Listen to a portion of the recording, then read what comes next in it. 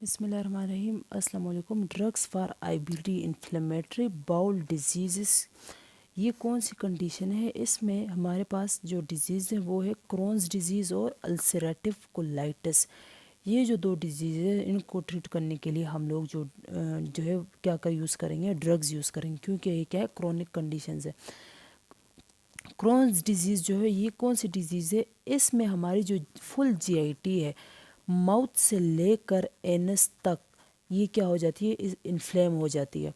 और यहाँ पर अल्सरेटिव कोलाइटिस में जस्ट रेक्टम जो है वो इन्फेक्ट हो जाता है, इन्फ्लेम हो जाता है। इसकी रेक्टम की जस्ट यहाँ पर इन्फ्लेमेशन होती है, यहाँ पे माउथ से लेकर एनस तक फुल जीआईटी की इन्फ्लेमेशन होती है क्रोन्स डिजीज़ की। तो क्या होता है, एब्डोमिनल पेन होता है, ज़ाहिर है बंदा जो है डिस्कम्फर्ट फील करता है, इरिटेशन होती है, और इसके बाद इस तरह की फीलिंग्स आती हैं। तो इसको ट्रीट करना मस्ट है, तो हम लोग इसके लिए ड्रग्स यूज़ करते हैं। तो इसके के लिए जो हम लोग ड्रग्स यूज़ करते हैं वो है 5 amino salicylates, corticosteroids, biologic agents and immunomodulators. ये क्या है हमारे पास ड्रग्स की कैटेगरीज। ये ड्रग्स हम लोग यूज़ करेंगे इसको ट्रीट करने के लिए। 5 अमाइनो सेलिसाइलेट्स की तरफ आते हैं। 5 अमाइनो सेलिसाइलेट्स में हमारे पास जो है वो इसकी दो टाइप्स एग्जिस्ट करती हैं। एक है इसके एजो कंपाउंड्स, दूसरे हैं इसके मेसिलमीन कंपाउंड्स। ये क्या है, इसको हम लोग यूज़ करते हैं, मेसिलमीन कंपाउंड्स को हम लोग ओरली यूज़ करते हैं, और ये इनक्लोज है एंटीरिक कोट में। ये मेसिलमीन कंपाउंड्स क्या हुई होती है, एंटीरिक कोटेड कंपाउंड्स। ये क्या है, enteric coated 5 amino salicylates. 5 amino salicylates, enteric coated 5 amino salicylates. और ये क्या है, एजो कंपाउंड। इसकी दूसरी टाइप क्या है, एजो कंपाउंड्स। एजो कंपाउंड्स में हम ये इसमें इसको एजो कंपाउंड्स क्यों बोलते हैं, क्योंकि इसमें क्या है, एजो ग्रुप है, an double bond and nitrogen, double bond nitrogen, ये इसमें ये वाला ग्रुप पाया जाता है इन कंपाउंड में, तो इसको एजो कंपाउंड्स बोलते हैं। तो ये जो एजो कंपाउंड्स है ये क्या है, ये पेरेंट कंपाउंड है। ये कुछ और मालिक्यूल के साथ मिलकर क्या बनाता है, बेल्सेलाजीन, ओल्सलाजीन और सल्फासलाजीन। ये क्या है, एजो कंपाउंड्स है। ये कुछ हो, ये जो एजो कंपाउंड्स है कुछ अनदर मालिक्यूल के साथ मिलकर क्या बनाती हैं, बेल्सेलाजीन, ओल्सलाजीन और सल्फासलाजीन। सल्फलाजीन को हम लोग जो है वो ओरली यूज़ करते हैं। जब हम लोग इसको ओरली लेंगे ना, तो हमारे जो जीआईटी में क्या है, बैक्टीरिया है। तो सल्फलाजीन को जीआईटी में जो बैक्टीरिया है ये इसको क्या करेगी, सल्फलाजीन को ब्रेक करेगी दो कंपाउंड्स में।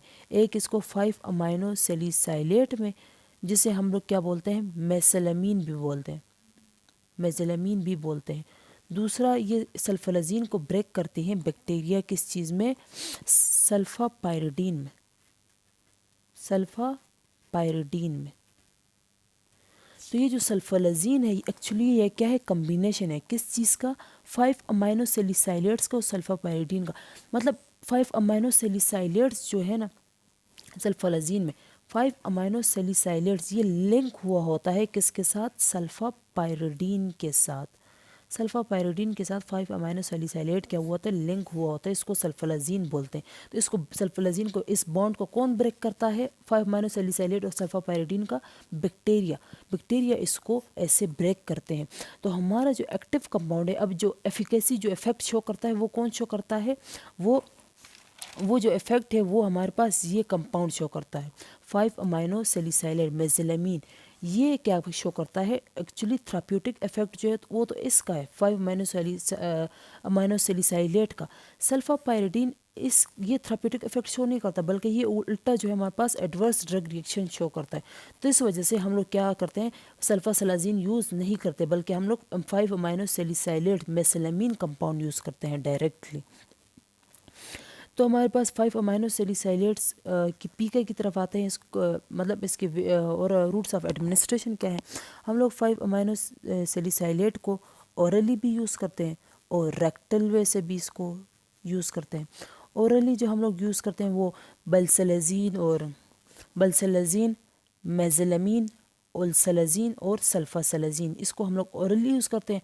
और रेक्टली हम लोग इनके एनीमा और सपोस्ट्रीज यूज़ करते हैं। किसके यूज़ करते हैं, मेसिलामीन के एनिमल्स और सपोजिटरीज जो है यूज़ करते हैं। ता ये जो रेक्टली हम लोग यूज़ करेंगे ये ज़ाहिर लोकल इफेक्ट शो करेगा, तो इसके जो systemic drug adverse drug reaction है उससे वो क्या हो जाएंगे, वो इन्हें कम हो जाएंगे। अच्छा, 5 अमीनो सैलिसाइलेट्स के एक्शन क्या है, इसका मैकेनिज्म क्या है जिसके थ्रू ये काम करता है, कैसे ये इस डिजीज़ को ट्रीट करता है। ये एक्चुअली क्या करता है, इनहिबिट करता है किसको, साइटोकाइन की सिंथेसिस को। साइटोकाइन की सिंथेसिस को ये इनहिबिट करेगा। दूसरा ये क्या करता है, ये इनहिबिट करता है ल्यूकोट्राइन और प्रोस्टाग्लैंडिन की सिंथेसिस को। प्रोस्टाग्लैंडिन और ल्यूकोट्राइन की सिंथेसिस को ये इनहिबिट कर ज़ाहिर ये क्या है, इन्फ्लेमेटरी मेडिएटर्स। तो ये हम जीआईटी की इन्फ्लेमेशन हुई है ना, तो किस वजह से इन्फ्लेमेशन में कौन सब्सटेंसेस आते हैं, ये साइटोकाइन, ल्यूकोट्राइन और प्रोस्टाग्लैंडिन, ये वहाँ पे केमिकल रिएक्शन करते हैं तो जीआईटी को इन्फ्लेम करते हैं। तो हम लोग क्या करते हैं, ड्रग देके इनको इनहिबिट करवाते हैं। फ्री रेडिकल्स का ये क्या है, स्कैवेंजर है। फ्री रेडिकल्स का स्कैवेंजिंग ऑफ फ्री रेडिकल्स, ये इसका एक्शन है। और इसके अलावा ये टी सेल की प्रोलिफरेशन को इनहिबिट करता है। ये 5 अमीनो सैलिसाइलेट्स का एक्शन है। यूजेस क्या है 5 अमीनो सैलिसाइलेट्स को, इसको हम लोग अल्सरेटिव कोलाइटिस में यूज़ करते हैं। क्रोन डिजीज़ में हम इसको यूज़ नहीं करते क्योंकि ये क्रोन डिजीज़ में एफिकेसी जो है वो शो नहीं करता। इसकी फार्माकोकाइनेटिक प्रॉपर्टीज़ की तरफ आते हैं। 5 अमीनो सैलिसाइलेट्स जो है ये एब्जॉर्ब करता है सीवियर डिजीज़ में। जब डिजीज़ काफ़ी सीवियर हो जाए तब ये जो है सही से एब्जॉर्ब होता है, और ये इसकी जो एब्जॉर्प्शन है वो डिक्रीज़ हो जाती है अगर हमारा जो पीएच है वो क्या हो, डिक्रीज़ हो जाए। पीएच के डिक्रीज़ होने के साथ इसकी एब्जॉर्प्शन भी जो है क्या हो जाएगी, कम हो जाएगी। और इसको हम लोग यूज़ करते हैं ओरली और रेक्टली। इसके जो एडवर्स ड्रग रिएक्शन है सल्फालाजीन के, सल्फासलाजीन की जो एडवर्स ड्रग रिएक्शन है वो ये है कि ये हेडेक काज करता है, नोजिया फटीग, ये तो हर एक के साथ होता है। हीमोलिटिक एनीमिया, हेमोलिटिक एनीमिया काज करता है। माइलो सप्रेशन काज करता है, ये बोन मेरो की सप्रेशन काज करता है। हेपेटाइटिस काज करता है। इसके अलावा ये निमोनाइटिस काज करता है। नेफ्रोटॉक्सिसिटी काज करता है। स्टीवेंसन जोन सिंड्रोम काज करता है। फीवर, रैशेस और फुलेट की एब्जॉर्प्शन को ये कम करता है। स्टीवेंसन जॉनसन सिंड्रोम जो है ये क्या है, एक्चुअली ये इसमें क्या होती है, स्किन के ऊपर ब्लिस्टर्स हो जाते हैं, रैशेस हो जाती हैं, फीवर हो जाता है, इसको स्टीवेंसन जॉनसन सिंड्रोम बोलते हैं। इसके बाद हमारे पास एडवर्स ड्रग रिएक्शन जो है वो मेसेलामीन की, ये सल्फासलाजीन की एडवर्स ड्रग रिएक्शन है। ये क्या है, मेसेलामीन के एडवर्स ड्रग रिएक्शन। मेसेलामीन क्या काज करता है, ये हेडेक काज करता है, डिस्पेप्सिया काज करता है और डायरिया काज करता है। ये इसके क्या है, एडवर्स ड्रग रिएक्शन। नेक्स्ट जो हमारे पास क्लास है वो है सेकंड क्लास, जो हम लोग यूज़ करते हैं आईबीडी को ट्रीट करने के लिए, इन्फ्लेमेटरी बाउल सिंड्रोम को ट्रीट करने के लिए, वो है हमारे पास कॉर्टिकोस्टीरॉइड्स। कॉर्टिकोस्टीरॉइड्स को हम लोग जो है वो कॉर्टिकोस्टीरॉइड्स को हम लोग औरली भी यूज़ करते हैं, आईवी भी यूज़ करते हैं और रेक्टल फॉर्म में भी यूज़ करते हैं। औरली हमारे पास जो है वो ब्यूटिसोनाइड है, हाइड्रोकोर्टिसोन है और प्रेडनिसोन है, मिथाइल प्रेडनिसोलोन है। और आईवी फॉर्म हमारे पास जो है वो क्या है, हाइड्रोकोर्टिसोन और मिथाइल प्रेडनिसोलोन। रेक्टल फॉर्म में हमारे पास जो यूज़ होती है वो है ब्यूटिसोनाइड फॉर्म, हाइड्रोकोर्टिसोन के फॉर्म और सपोजिटरीज और एनिमल्स वगैरह यूज़ होते हैं, ताकि एडवर्स ड्रग रिएक्शन को क्या किया जाए, कम किया जाएगा। सिस्टमिक जब ये ओरली हम लोग यूज़ करते हैं ज़रिए सिस्टमिक सर्कुलेशन में जाता है तो इसकी एडवर्स ड्रग रिएक्शन बढ़ जाती है। तो इसको हम लोग यूज़ करते हैं क्रोन डिजीज़ को ट्रीट करने के लिए, अल्सरेटिव कोलाइटिस को ट्रीट करने के लिए ये यूज़ होती हैं, ये इसकी यूजेस हैं। कॉर्टिकोस्टेरॉइड्स क्या करती हैं, ज़ाहिर ये फास्फोलाइपेसिस को, मतलब इम्यून मेडिएट जो मेडिएटर्स हैं, इम्यून मेडिएटर्स, केमिकल मेडिएटर्स, इनकी सिंथेसिस को कम करेगी तो इन्फ्लेमेशन भी जो है वो क्या हो जाएगी, कम हो जाएगी। इसके अलावा ये पेंकोलाइटिस को ट्रीट करने के लिए यूज़ होती है। पेंकोलाइटिस ये कौन सी कंडीशन है, ये अल्सरेटिव कोलाइटिस की ही कंडीशन है, लेकिन इसमें क्या हो जाता है, होल लार्ज इंटेस्टाइन जो है वो क्या हो जाती है, इन्फेक्ट हो जाती है। अल्सरेटिव कोलाइटिस में क्या होता है, जस्ट रेक्टम में इन्फेक्ट होता है ना, इसमें लार्ज इंटेस्टाइन होल जो है पूरी के पूरी क्या हो जाती है, इन्फेक्ट हो जाती है। नेक्स्ट हमारे पास जो ड्रग्स हैं वो हैं हमारे पास क्या है, बायोलॉजिक एजेंट्स। बायोलॉजिक एजेंट्स में हमारे पास क्या है, tumour necrosis factor alpha inhibitors, interleukin 12 by 23 inhibitors, interleukin 12 और 23 इनहिबिटर्स, अल्फा 4 इंटीग्रिन इनहिबिटर्स। अच्छा, tumour necrosis factor alpha inhibitors में हमारे पास क्या है, एडालीमोमब, सर्टोलिजुमब, गोलीमोमब और इन्फिक्सिमब। ये tumour necrosis factor alpha inhibitors ये पैरेंटल एजेंट्स हैं, पैरेंटल वे से हम लोग इसको एडमिनिस्टर करते हैं। इन्फ्लेक्सिजिमब और एडालीमोमब ये क्या है, इसको हम लोग इंडिकेट करते हैं किसके लिए, क्रोन डिजीज़ के लिए और अल्सरेटिव कोलाइटिस की सीवियर कंडीशन के लिए, सीवियर और मॉडरेट दोनों कंडीशन के लिए हम लोग इसको क्या करते हैं, एडमिनिस्टर करते हैं। जबकि सर्टोलिजुमब को हम लोग क्रोन डिजीज़ के लिए और गोलीमोमब को अल्सरेटिव कोलाइटिस को ट्रीट करने के लिए यूज़ करते हैं। इसके बाद हमारे पास क्या है, alpha 4 integrin inhibitors. Alpha 4 integrin inhibitors में हमारे पास क्या है, विडोलिज्यूमब। ये विडोलिज्यूमब ये क्या करती है, ये अल्फा 4 इंटीग्रिन को इनहिबिट करती है। वैसे अल्फा 4 इंटीग्रिन जो है ये क्या चीज़ है, अल्फा 4 इंटीग्रिन जो है ये एडहेशन मालिक्यूल है, एडहेयन मालिक्यूल है। ये क्या है, एडहेजन मालिक्यूल। ये क्या काज करता है, ये प्रोमोट करता है ल्यूकोसाइट की माइग्रेशन को। इन्फ्लेमेशन वाली साइड पे, जहाँ पे इन्फ्लेमेशन हुई होती है उस साइड पे ये क्या करता है, जो ल्यूकोसाइट्स हैं उसकी माइग्रेशन को ज़्यादा करती हैं, उसको यहाँ पे लेके आती हैं ल्यूकोसाइट्स को, क्योंकि ये क्या है, एडहेजन मालिक्यूल्स है, ल्यूकोसाइट को पकड़ पकड़ के इन्फ्लेमेशन वाली रीजन में लेके आती है। तो ये विडोलिज्यूम अब क्या करती है, इस एडहेजन मालिक्यूल के साथ अटैच हो जाएगी और इस एडहेजन मालिक्यूल को क्या करेगी, ब्लॉक कर देगी। इस तो क्या हो जाएगा, लिम्फोसाइट्स को फिर ये नहीं लेके आएगा इन्फ्लेमेशन वाली रीजन में। तो इन्फ्लेमेशन वाली रीजन में लिम्फोसाइट्स की माइग्रेशन जो है वो क्या हो जाएगी, कम हो जाएगी। तो इस अल्फा 4 इंटीग्रिन इनहिबिटर्स को हम लोग यूज़ करते हैं। इसकी यूजेस क्या है, इसको अल्सरेटिव कोलाइटिस को ट्रीट करने के लिए यूज़ करते हैं और क्रोन डिजीज़ को ट्रीट करने के लिए ये यूज़ होता है। इसकी जो adverse drug reaction alpha 4 integrin inhibitors की, वो हेडेक काज करता है। ये हेडेक काज करता है, आर्थ्रेल्जियास काज करता है। इसके अलावा ये फटीग काज करता है, मस्कुलोस्केलेटल पेन काज करता है, नोजिया, वोमिटिंग वगैरह। ये इसके एडवर्स ड्रग रिएक्शन है। हमारा और नेक्स्ट जो है वो है इंटरल्यूकन 12 और इंटरल्यूकन 23 इनहिबिटर्स। इसमें हमारे पास जो ड्रग है वो है ओस्टिक्यूनोमब।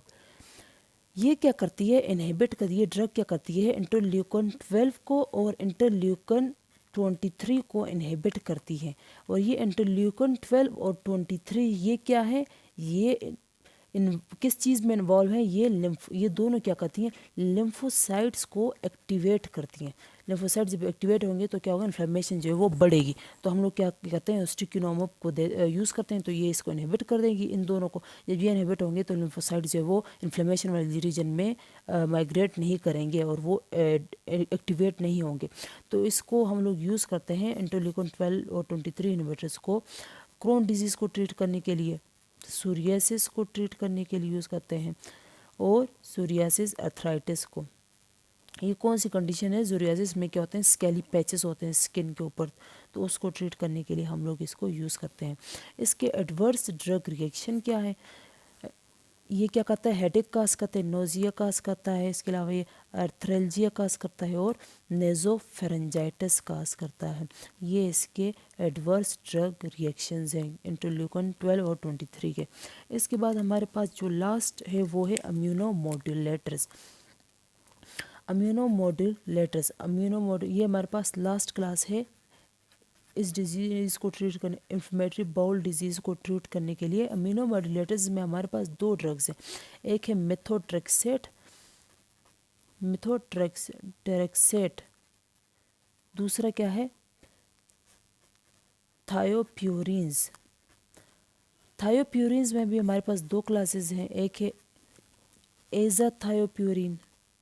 एजाथायोप्यूरिन, दूसरा है 6 मर्केप्टोप्यूरिन। अच्छा, मेथोट्रेक्सेट ये क्या है, मेथोट्रेक्सेट जो है ये एनालॉग है, स्ट्रक्चरल एनालॉग किसका, फोलिक एसिड का। फोलिक एसिड का स्ट्रक्चरल एनालॉग है, तो ज़ाहिर है फोलिक एसिड का काम क्या है, ये डीएनए सिंथेसिस वगैरह में, तो ये क्या करेगा, मेथोट्रेक्सेट जाके उसको ब्लॉक कर देगा। जो फोलिक एसिड का काम था, फोलिक एसिड के काइनेलॉग है तो ज़ाहिर है फोलिक एसिड की जगह ये जाके खुद लगेगा और उस रिएक्शन को क्या कर देगा, ब्लॉक कर देगा। तो इस तरह इम्यून मेडिएटेड सेल्स की जो फॉर्मेशन थी वो क्या हो जाएगी, वो डिक्रीज़ हो जाएगी, या फिर जो एबनॉर्मल सेल्स ग्रो कर रहे थे इन्फ्लेमेशन की वजह से या कैंसर में, तो वो एबनॉर्मल सेल्स में फोलिक एसिड का रोल था ना, फोलिक एसिड तो डिवीजन में यूज़ होता है, तो उसकी जगह मेथोट्रेक्सेट यूज़ हो जाएगा, तो मेथोट्रेक्सेट जो है उस डिवीजन को ब्लॉक कर देगा। तो इस मेथोट्रेक्सेट को हम लोग यूज़ करते हैं किस चीज़ में, क्रोन डिजीज़ को यूज़ करने के लिए। इसके अलावा अर्थराइटिस को ट्रीट करने के लिए यूज़ होता है, और कैंसर को ट्रीट करने के लिए। कैंसर में क्या होता है, एबनॉर्मल सेल की डिवीजन होती है ना, तो अब फोलिक एसिड की प्रेजेंस में तो मेथोट्रेक्सेट फोलिक एसिड की जगह की लगेगा तो क्या करेगा, पूरे के पूरे रिएक्शन को ब्लॉक कर देगा। जो डिवीजन हो रही है सेल की वो क्या हो जाएगी, ब्लॉक हो जाएगी। इसके एडवर्स ड्रग रिएक्शन मेथोट्रेक्सेट की है कि ये हेडेक काज करता है, थ्रेल्जिया काज करता है, और एब्डोमिनल डिस्कम्फर्ट काज करता है, रेश काज करता है। और ये क्या करता है, मेथोट्रेक्सेट सीरम अमाइनो ट्रांसफेरेज का लेवल जो है वो क्या करेगा, सीरम अमाइनो ट्रांसफेरेज का प्लाज्मा लेवल जो है वो इन्हांस करेगा। ये इसके क्या है, एडवर्स ड्रग रिएक्शन। इसके बाद हम लोग थियोप्यूरिन्स की तरफ आते हैं। थायोप्यूरिन्स में हमारे पास एजोथायोप्यूरिन है और 6 मेरकैप्टोप्यूरिन्स है। एजोथायोप्यूरिन और 6 मेरकैप्टोप्यूरिन्स को हम लोग ओरली जो है वो इसको यूज़ करते हैं। ये दोनों ड्रग्स ओरली यूज़ होती हैं, और किस चीज़ के लिए यूज़ होती हैं, ये क्रोन डिजीज़ को ट्रीट करने के लिए और अल्सरेटिव कोलाइटिस को ट्रीट करने के लिए ये यूज़ होती है। थायोप्यूरिन्स का जो एडवर्स ड्रग रिएक्शन है वो है हेपेटोटॉक्सिसिटी, ये काज करता है, और बोन मेरो की सप्रेशन काज करता है। तो ये इसके क्या है, adverse drug reaction, bone marrow की सप्रेशन ये काज करता है। ये थायोप्यूरिन